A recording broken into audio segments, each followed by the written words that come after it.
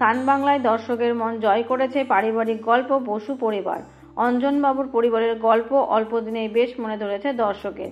একের পর এক নতুন মোড়ে দর্শক মনে জায়গা করে নিয়েছে এই ধারাবাহিক। গল্পে বসু পরিবারের ভাঙন আটকাতে অসহায় অঞ্জনবাবু, কেউ না থাকলেও তার পাশে এসে দাঁড়ায় নীলা। মিথ্যাচারের বিরুদ্ধে রুখে দাঁড়ায় সে, কিন্তু বিপদের মুখে পড়ে সে। দীপ্তেশ আর নীলাকে আলাদা করতে সৌমিলি উঠে পড়ে লেগেছে, কিন্তু দুজনের একে অপরের প্রতি বিশ্বাস আর ভরসায় সব বাধা পেরোয় তারা। এদিকে ফের কঠিন পরিস্থিতির মুখে পড়ে যায় নীলা।